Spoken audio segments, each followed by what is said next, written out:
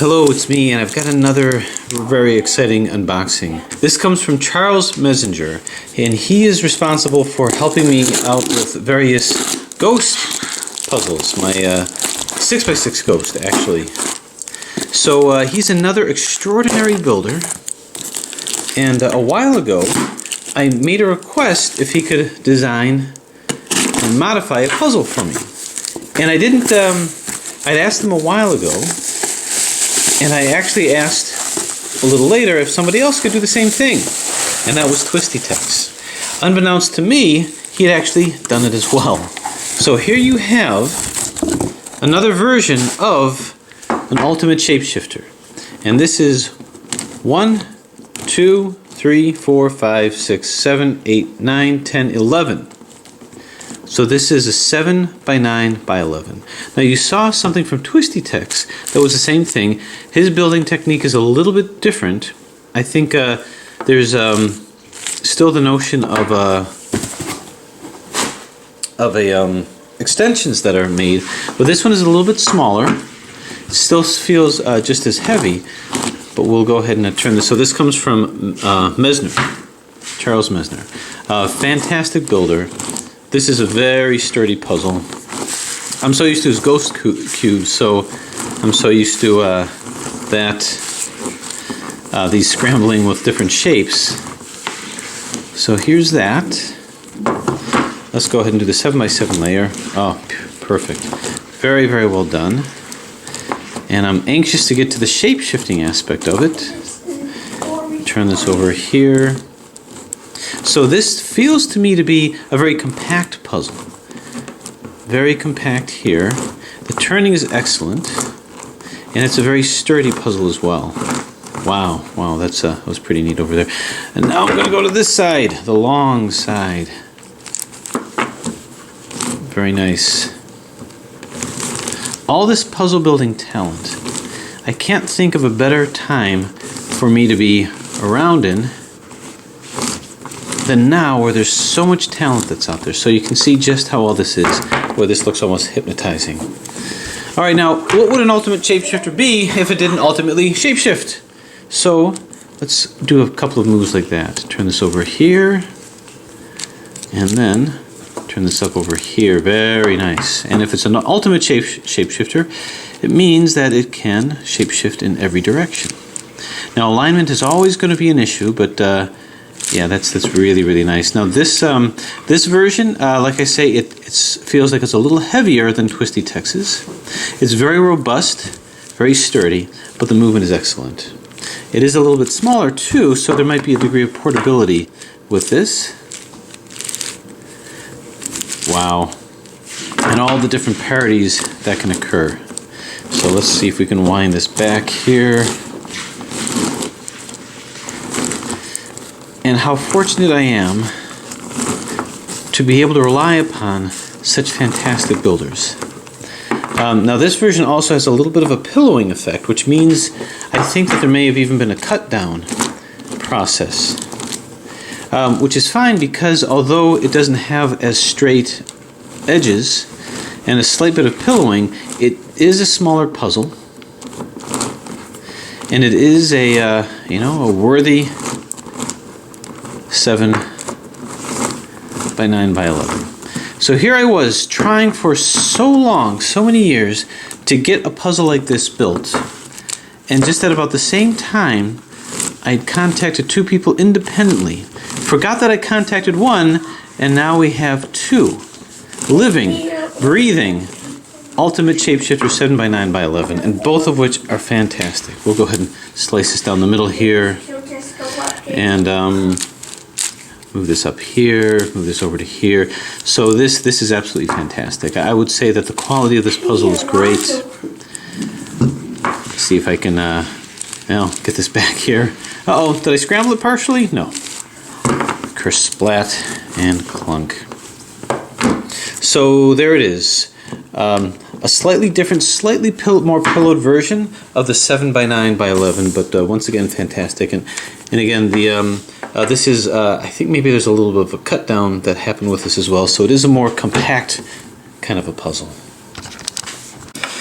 All right, so this slight pillowed makes it kind of more in the traditional sense as we do our 1x3, 1x3x5, the great 3x5x7, the fantastic 4x6x8. Oh, you know what? I forgot the 2x4x6. Haha.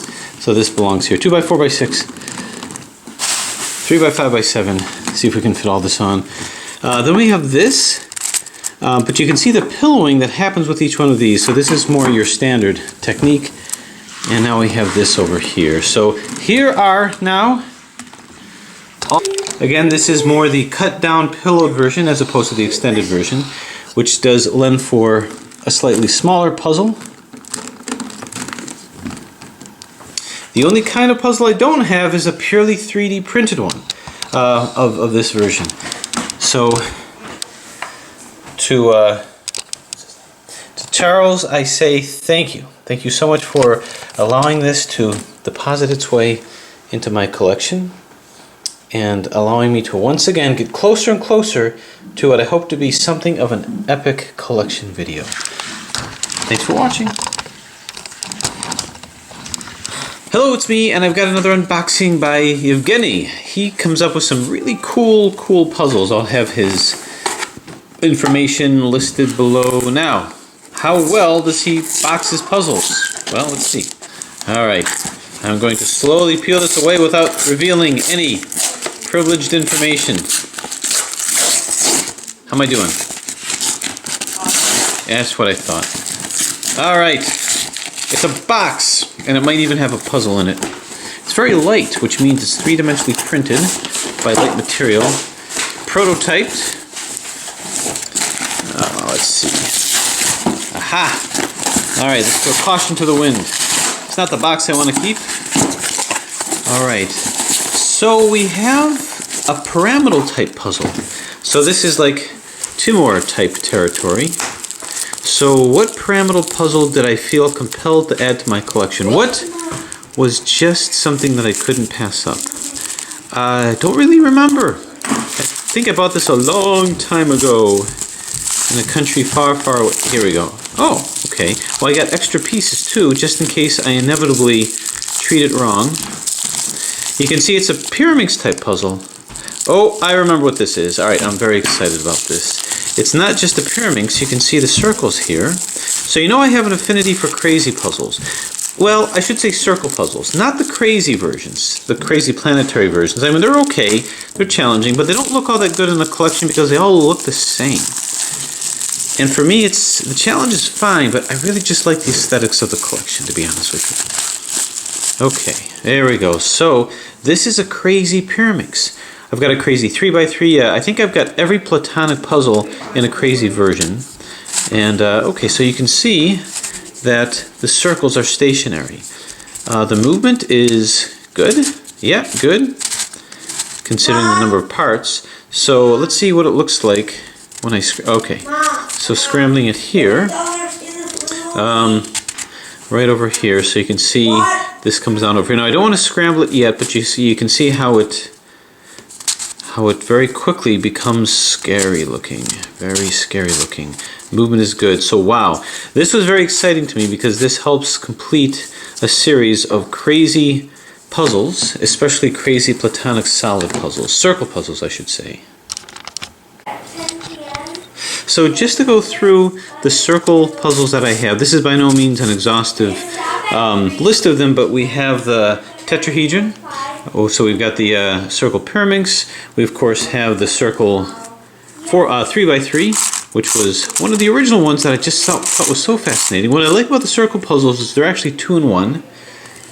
The next higher up is going to be the 8-layer puzzle, and that's going to be this crazy octahedron where all the centers move. I think I have a tutorial on this. The only issue with this is I wish this came black and stickered because it'll fit so much better with the collection. If anybody knows where I can get a black and stickered version of the circle, not the crazy version, but the circle one where all the circles are fixed, let me know. I'd be very interested in getting that. And then the next platonic solid is we have the dodecahedron. This is the crazy, or rather the circle version of this, where all the circles are stationary. Once again, I would love to get a stickered black version of it, because you can see it would look so much better with the collection. And then there's this wonderful icosahedron, which is black and stickered, which is what I like. I had an unboxing of this at one point, so I still have yet to show you and demonstrate this fantastic puzzle over here. So these are the circle platonic solids, which is great. Show me black and stickered, and I'm interested. And then I thought I'd wheel out some of the non-platonic solids. So this is the rhombic dodecahedron. This is a circle puzzle here as well. I still have yet to really show this, a shape-shifting, jumbling kind of a thing. So I'm going to be getting into this one at some point later. And of course there's this. This is the pentahedron, not a platonic solid, but a circle nonetheless, and moves as such. And then I've got the circle, well, basically the circle tetrahedron, which is really more like a Jing's Pyraminx. And I'm curious to see the similarities with the solve of these two, because they're both pyramidal puzzles. They both have extra pieces, and I'm sure that I can correlate some of these, and it might be, well, it might be a similar kind of a solve, but it certainly looked good in the collection. So there it is. All of my circles, well, not all of my circles, but the ones that I wanted to show you until the collection video comes out. So there you have it. Thanks for watching.